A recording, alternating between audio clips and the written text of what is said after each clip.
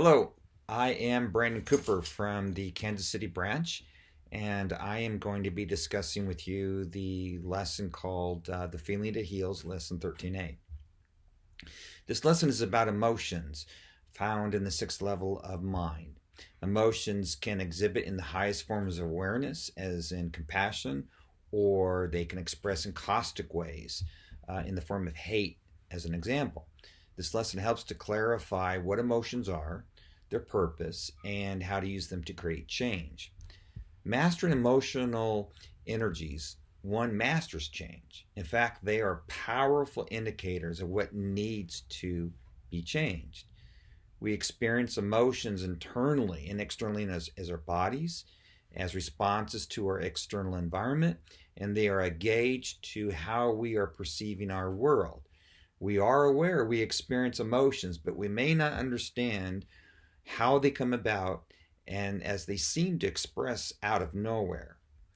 Additionally, the majority of our emotional responses are learned behaviors, programmed into us from childhood through implication and context in words and interaction with others. This partly is why their origin and expression seem to be unconscious. They seem just to happen on their own. Emotions are our personal filter in how we perceive and interact in the world, yet we remain unaware of how to control or use them. Our internal programming continually influences the emotionally charged way we react to life. We can allow our emotions to control us through reaction, keeping us stuck in unproductive patterns, or we can choose how we use our emotions to respond in productive ways. To master emotions, we must become aware. As an individual self, I can learn through reasoning, imagination, and understanding to explore ways I can choose to respond when expressing my emotions. As a creator, I have the ability to become self-reliant using self-examination, improvement, and creativity in understanding my emotional responses. Much of this comes from becoming aware of what triggers me emotionally. Actually, the greatest value for understanding my emotions is to understand my trigger points. Yet, like many people, I become used to listening to the unceasing chattering of the various ways I should react. This is why it is important to continually hone my ability to still my mind in order to short circuit all the brain activity busy on reacting. Using our mind, we can begin to reason through attitudes and thoughts and beliefs that keep us in reactionary emotional behavioral patterns. Much of our reactionary impulses come from the ego bent on keeping us in survival patterns. This causes discomfort and keeps us unbalanced. Stilling the chattering monkey mind of the ego, we find alternatives. One of my triggers is how I place expectations onto others based on how I think they should behave or act. When they don't meet my expectations, I feel frustrated and begin to project emotional responses such as anger and disappointment, and begin to project emotional responses such as anger and disappointment and ire, which then can manifest as resentment and desire to seek revenge or restitution. I allow myself to feel the emotions associated with victimhood and can conveniently blame others for my emotional state. I allow my thoughts to run amok, giving permission for the chattery monkey to reinforce my negativity, and my body begins to respond with upset stomach, lack of sleep, and constant muscle tension. I continually relive these emotions as they continue to pass through me. Not until I became so miserable did I finally stop and decide to look at what causes all of my emotional upheaval. It came from my own thoughts of unmet expectations. When I shifted my perspective to seeing the other behaving in the only way they know or could base their conscious awareness, things begin to shift. In fact, I learned others may not even have the same values or attitudes I hold. I learned I cannot project my world onto others and begin to comprehend how unreasonable it was for them to meet my expectations. This diffused my emotional reactions and helped me create understanding.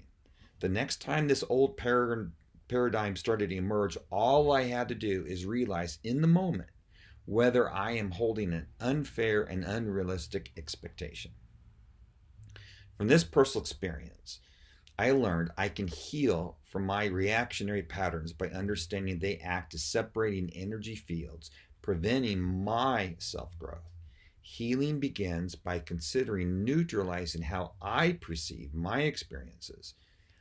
I have the freedom to choose to respond intelligently, compassionately, and objectively. The lesson makes clear whether we decide to suppress our emotions or not, whether we are conscious of them or not, our emotions are designed to express or move. So the secret then is paying attention to or bringing awareness to our emotions as we begin to feel their movement. Feelings are the physical sensations attached to an emotion. I know in my body when I am feeling angry, jubilant, or horrified. How I feel about my conscious experiences is expressed through my emotions based on what I choose to feel. The feeling that moves into my subconscious mind, where the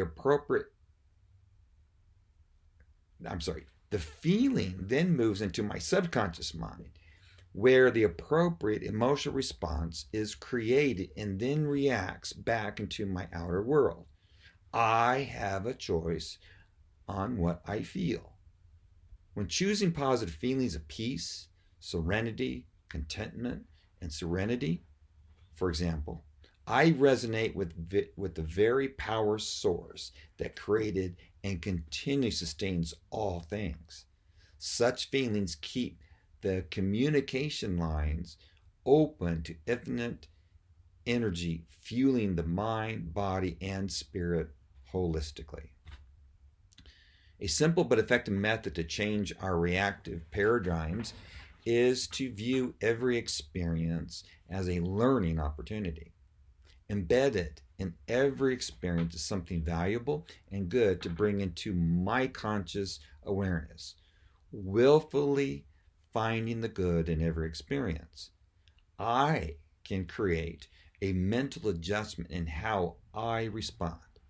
At a minimum, once any experience is over, I can recognize I have survived and can carry on from this moment forward. I can take the time to use my reasoning abilities to relook at any experience, to learn from it, and begin practicing different ways of responding. The most valuable learning comes from making mistakes, and this can afford an opportunity to seek resolution with myself and others when I mess up. I can even learn to be connected by becoming conscious of the feelings of others. Looking at our experiences in this manner, awareness shifts away from the reactionary ego, and healing begins by shifting your viewpoint. This is the feeling that heals. The strength of an emotional or energetic vibration is directly proportional to the physiological effect they produce. Emotions can produce wholeness or balance, while others produce disharmony and disease. The degree of the emotional intensity determines the degree of energy distribution or the energy of harmonic balance. Most important, the outcome of any event is less significant than what one can become through the experience. We are not our experiences, and we are not our emotions. Ultimately, we are not our successes, failures, likes, or hates. Rather, we are what we think. As the lesson points out, the emotions are the forgotten technology of change. Ultimately, we are the change we desire. our emotions are a clue to how to move in this direction. They are our master teachers, giving direction in how to live in harmony with the world, ourselves, and others. I thank you for your attention.